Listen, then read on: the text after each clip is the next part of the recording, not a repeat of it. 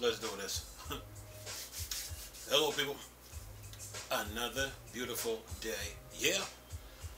Hope your five senses work. Health and strength is good. But and to you Steam Deck fans, man, what's up with it? Steam Deck Tribe, Steam Deck Nation, Steam Deck Universe, Steam Deck World, what's good?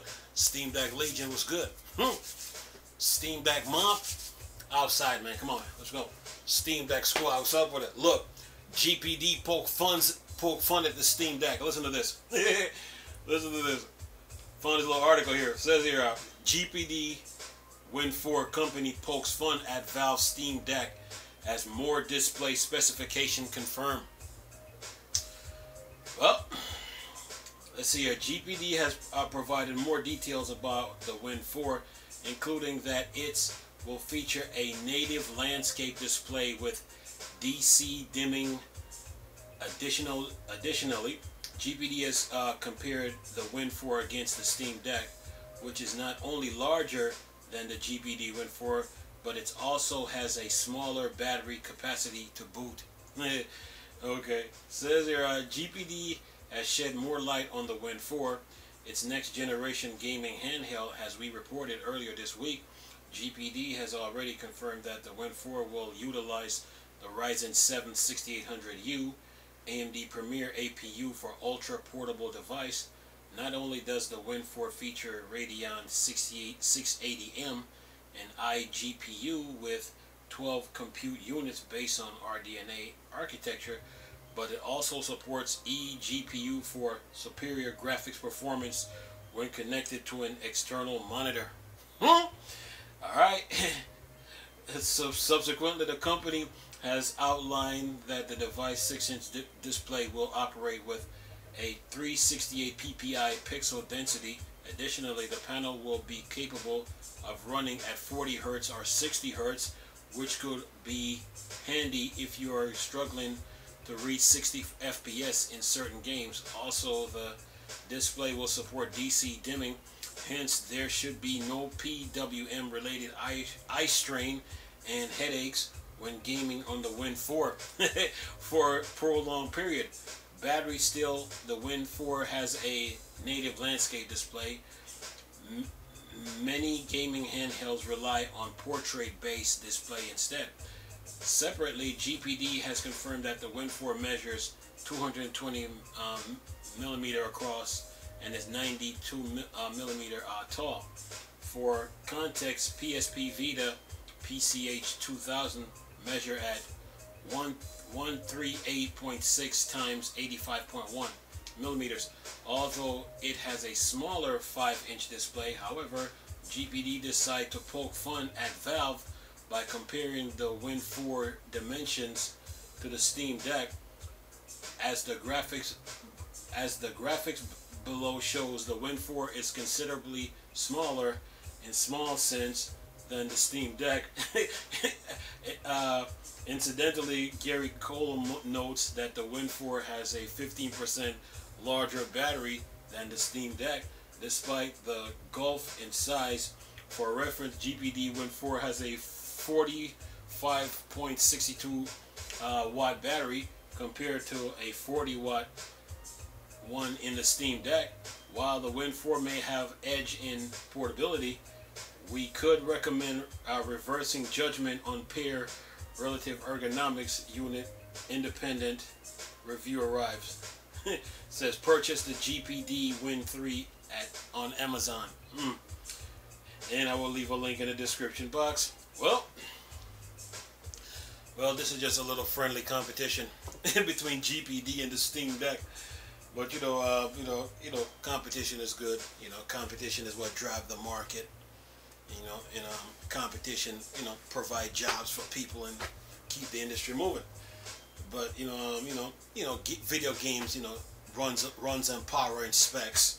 Speed, power, and performance is the name of the game. And GPD want to take shot at the Steam Deck, but Valve let the world know that there is no game that the Steam Deck couldn't run. So I guess the GPD is going to second that. So for us, like a handheld, the GPD looked like a PSP. Where's my PSP here? Let me see. Okay, there we go. This is my PSP here. Whoops, turn them on here. This is my PSP. This is my PSP here. So the GPD now has a sliding screen, and the keyboard is under the screen. So it's like you slide the screen up and you just start typing, but you can play on the side. So far as like creativity and I will give the GPD props for that. I didn't see that one coming. I didn't see that design coming.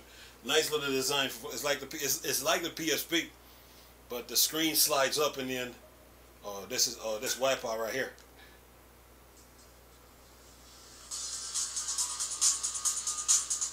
Wipeout PSP. Anyway, so I'm sitting there chilling. Look, but the screen slides up. The screen slides up. Uh-oh, get some lights up in this room. Come back here. All right, now we cooking. We got some light, the sun outside. The screen slides up, and then the keyboard is under the monitor. And then one analog is up. The D-pad is down. One analog is up. D-pad is down.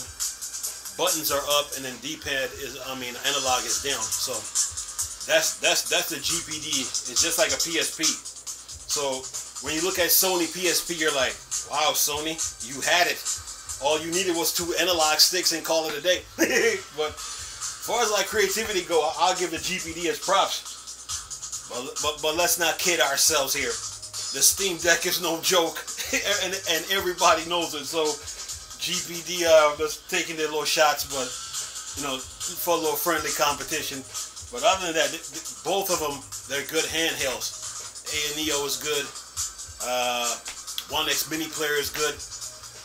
It all comes down to choices, which one you prefer, the sliding screen or not. So you can show off to your friends like, oh you got a Steam Deck. Oh, my screen slide.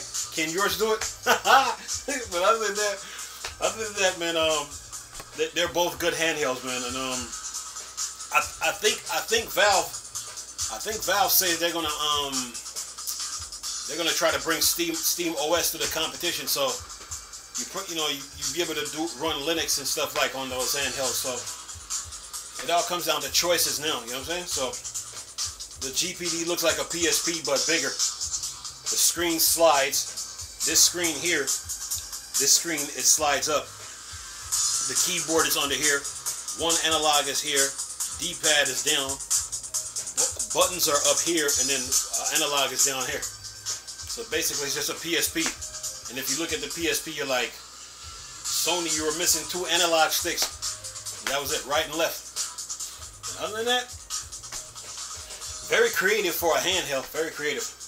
But Steam Deck is a problem, and everybody knows that. Steam Deck is the handheld to beat, man. So, but other than that, man, they're both good. All the handhelds, they're both good. The 1X Mini Player, the GPD, the A&EO, Steam Deck, they're all good. Each one of them, every one of them is pushing 16 gigs of RAM each. I think GPD comes in 2 form factors.